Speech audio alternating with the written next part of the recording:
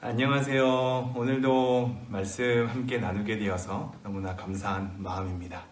우리가 멀리 떨어져 있으나 함께 하나님 안에서 말씀으로 같이 엮여졌으면 좋겠습니다. 지금 여기는 청소년부실인데요. 아마 청소년부실 와보지 않으신 분들도 있을 텐데 청소년부실은 이렇게 생겼고요. 여기서 우리 아이들이 함께 주일마다 예배를 했던 곳입니다. 지금은 아이들의 종적을 찾아보기 어려운 상황이지만 하루빨리 아이들 함께 모여서 함께 찬양하고 함께 기도하고 함께 교제하는 웃음소리가 가득했으면 좋겠습니다. 여러분이 이를 위해서 마음 써주시고 기도해 주시면 감사하겠습니다. 오늘 말씀은 시편인데요. 시편 1편입니다. 에스겔 말씀이 어제로 맞춰졌고요. 오늘 새롭게 시편으로 우리의 새벽 기도를 열어가게 되었습니다. 시편 1편 말씀 제가 봉독해 드릴 테니까요. 화면에 자막이 나갈 겁니다. 그 내용을 잘 읽으시면서 내용을 파악해 주시면 감사하겠습니다. 복 있는 사람은 악인들의 꾀를 따르지 아니하며 죄인들의 길에 서지 아니하며 오만한 자들의 자리에 앉지 아니하고 오직 여호와의 율법을 즐거워하여 그의 율법을 주야로 묵상하는도다. 그는 시냇가에 심은 나무가 철을 따라 열매를 맺으며 그 잎사귀가 마르지 아니함 같으니 그가 하는 모든 일이 다 형통하리로다. 악인들은 그렇지 아니하며 오직 바람에 나는 겨와 같도다. 그러므로 악인들은 심판을 견디지 못하며 죄인들이 의인들의 모임에 들지 못하리로다. 무릇 의인들의 길은 여호와께서 인정하시나 악인들의 길은 망하리로다. 아멘. 이게 시로 된 형식이니까요. 제가 한번 다시 읽어 드릴 테니 한번 눈을 감고 내용을 한번 파악해 보시면 어떨까요? 제가 한번 잔잔히 읽어 드릴 테니 눈을 감고 내용을 잘 묵상 한번 해보는 그런 시간으로 다시 열겠습니다. 제가 한번 낭독해 드리죠. 복 있는 사람은 악인들의 꾀를 따르지 아니하며 죄인들의 길에 서지 아니하며 오만한 자들의 자리에 앉지 아니하고 오직 여호와의 율법을 즐거워하여 그의 율법을 주야로 묵상하는도다. 그는 시냇가에 심은 나무가 철을 따라 열매를 맺으며 그 잎사귀가 마르지 아니함 같으니 그가 하는 모든 일이 다 형통하리로다. 악인들은 그렇지 아니하며 오직 바람에 나는 겨와 같도다. 그러므로 악인들은 심판을 견디지 못하며 죄인들이 의인들의 모임에 들지 못하리로다. 무릇 의인들의 길은 여호와께서 인정하시나 악인들의 길은 망하리로다. 아멘. 여러분이 아는 말씀 너무나 잘 알아서 익히 암송하는 말씀이기도 하죠. 요즘에 현창학 교수님께서 구약의 삶을 또 강의하시잖아요. 시편을 가지고 기도에 대한 주제로 함께 시편을 살펴보고 있는데요. 현창학 교수님이 이 시편 1편도 다루었습니다. 혹시 참고하실 분은 또 참고해 주셔도 됩니다. 150편의 시편이 전집이 각자 다른 상황 가운데 시편이 쓰여졌으나 그 모든 것을 다 수집해서 모아서 150편으로 만들었고 그 150편의 순서를 정하게 될 때 이 시편 1편이 처음으로 등장하게 되거든요. 현창학 교수님도 잘 말씀하셨다시피 150편의 이 시편이 찬양인 동시에 기도로서 우리가 내용을 살피게 될 때 첫 포문을 여는 시편이 1편은 기도에 대한 내용으로 바로 들어가는 것이 아니라 우리로 하여금 하나님께 기도할 수 있는 마음을 준비하게 하는 기도의 시작인 동시에 기도할 수 있는 마음의 준비를 하면서 하나님이 어떠한 분이고 하나님 안에서 우리가 어떠한 존재인지에 대해서 잘 정돈해주는 내용이라 할 수 있습니다. 그러므로 우리는 기도할 때마다 시편 1편을 통하여서 하나님이 어떠한 분인지 그리고 의인의 길과 악인의 길은 어떠한 것인지를 잘 정돈하면서 들어가는 그런 작업이 필요하겠죠. 오늘도 여러분이 새벽 기도 이 말씀으로 다시 한번 시편을 묵상하게 되는데 여러분이 기도의 자리를 나아갈 때 이 말씀을 통하여서 하나님이 어떠한 분인지를 잘 정돈하고 하나님 안에서 올바른 길은 어떠한 것인지를 잘 확인하면서 기도로 나아갔으면 좋겠네요. 우선 이 시편 1편이 복 있는 사람은 이라고 시작하고 있습니다. 그리고 이 6절 마지막에 뭐라고 끝나냐면요. 망하리로다 라고 끝나거든요. 복 있는 사람으로 시작하고 망하는 것으로 끝납니다. 즉 복으로 시작하고 그 종교는 망하는 것으로 이렇게 끝맺음을 하고 있죠.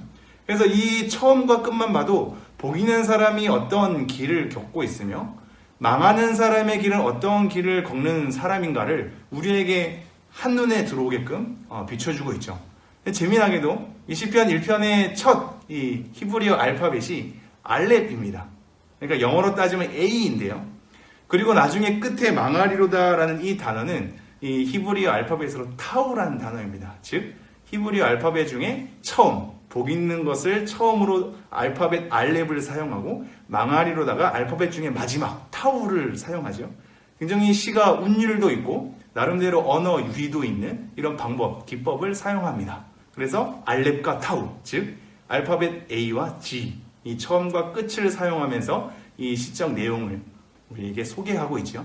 시편 139편도 이 알파벳 첫 글자만 따가지고 그 내용을 전개하거든요. 시는 이러한 재미난 운율과 내용, 형식을 지니기도 합니다.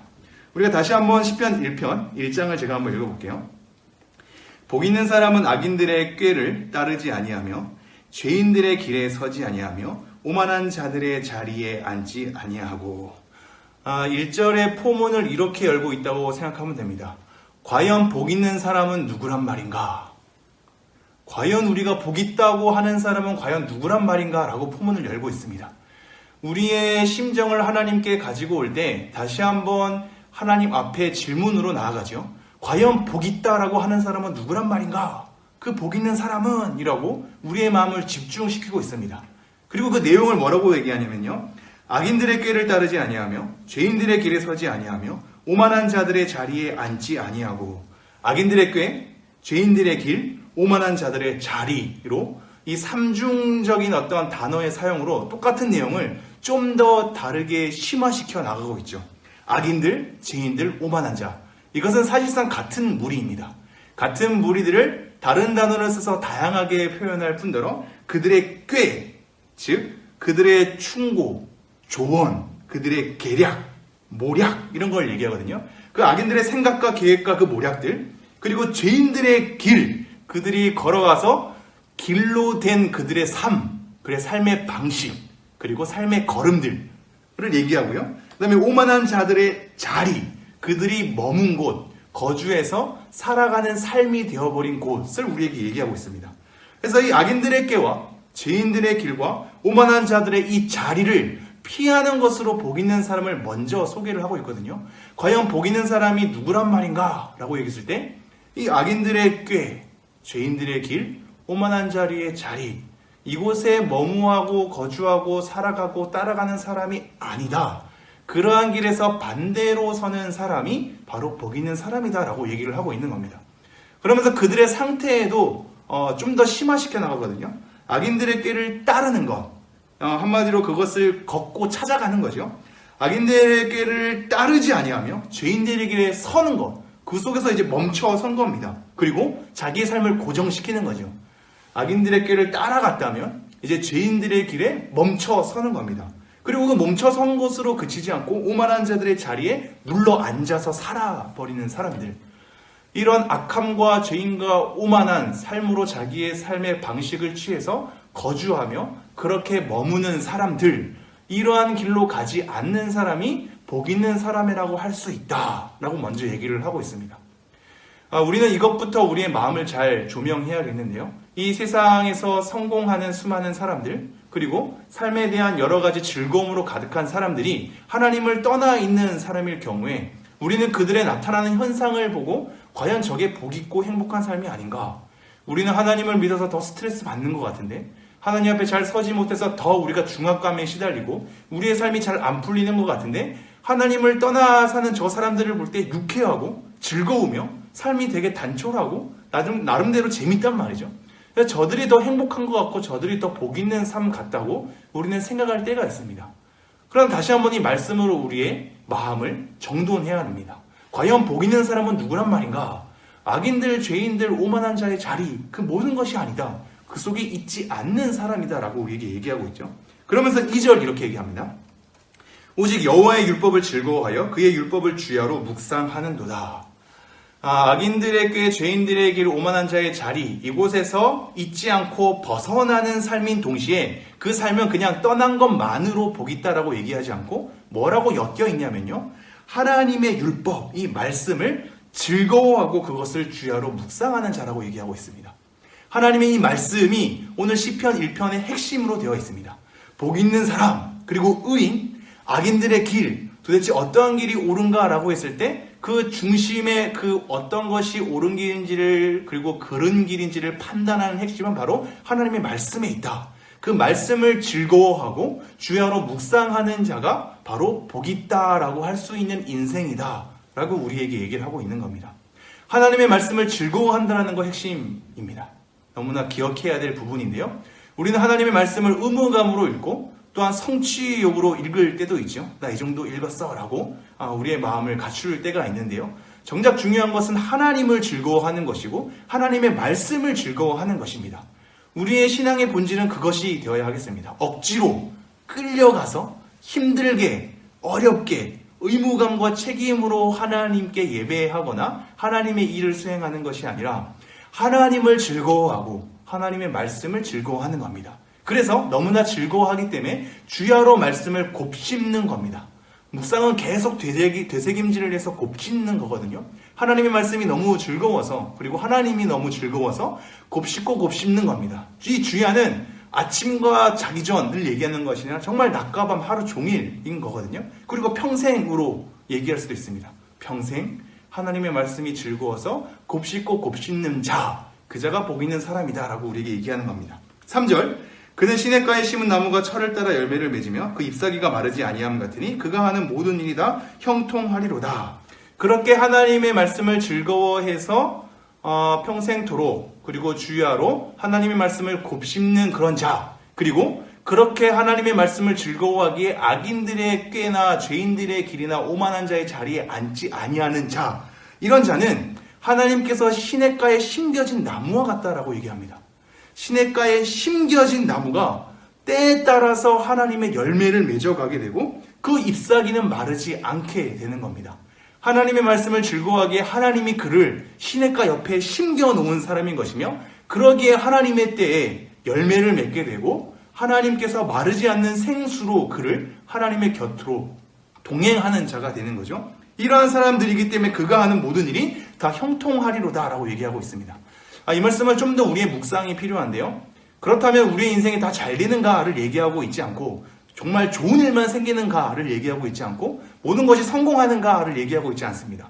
물론 이 형통이라는 단어는 번성을 얘기하고 성공을 얘기하는 단어이긴 합니다만, 이 말씀은 하나님 안에서 하나님께서 우리를 시냇가에 심은 나무가 되게 하여 주사 하나님 안에 곁들인 가지가 되었기 때문에, 그리고 그러한 나무가 되었기 때문에 하나님께 접붙임 받은 자가 되었기 때문에 하나님께서 결국은 하나님 나라의 완성 가운데 그를 끌고 가실 것이며, 우리의 악함을 선으로 바꾸시는 하나님의 신실함 가운데 그가 하나님 편에 영원토록 서게 될 것이다 라는 의미에서 모든 일이 다 형통할 것이다 라고 얘기하고 있는 겁니다. 4절 5절 제가 한번 읽어보죠. 악인들은 그렇지 아니하며 오직 바람에 나는 겨와 같도다. 그러므로 악인들은 심판을 견디지 못하며 죄인들이 의인들의 모임에 들지 못하리로다. 악인들은 그렇지 않다 라고 우리를 다시 한번 일깨우고 있죠. 전혀 악인들은 그렇지 않아. 복 있는 사람은 하나님의 말씀을 즐거워하고 하나님의 말씀을 주야로 묵상하기 때문에 시냇가에 심은 나무처럼 되지만, 악인은 그렇지 않아 라고 얘기하죠. 그들은 심겨진 고정이 되어 있지 않아서, 그들은 바람에 나는 겨와 같이 뿌리가 없고 고정된 게 없고 그들을 붙잡는 것도 없고 휙 불면 날아가는, 없어지는, 흩어지는, 멀리 떠나가 버리는 그런 바람에 나는 겨, 껍질과 같다라고 우리한테 얘기를 하고 있습니다. 알맹이가 없는 거죠. 껍질만 있는 것이며 그러기에 훅 불면 날아가는 인생들인 겁니다.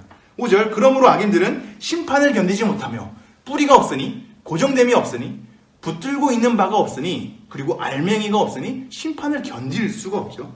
그리고 죄인들이 의인들의 모임에도 들 수 없습니다.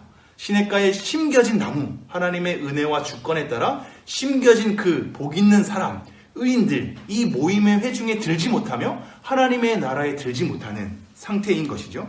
그래서 6절, 무릇 의인들의 길은 여호와께서 인정하시나 악인들의 길은 망하리로다. 결과입니다. 그러므로, 왜냐하면 그 이유는 의인들에게는 하나님께서 인정하시기 때문입니다. 하나님이 그들을 아는 거죠.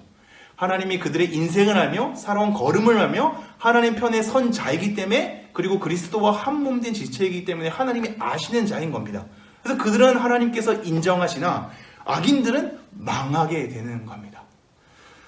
여러분, 오늘 이 말씀을 여러분의 가슴에 잘 새기며 늘 기도의 자리에 설 때마다, 그리고 우리의 인생을 하나님 앞에서 평가할 때마다 이 말씀의 내용을 곱씹었으면 좋겠습니다.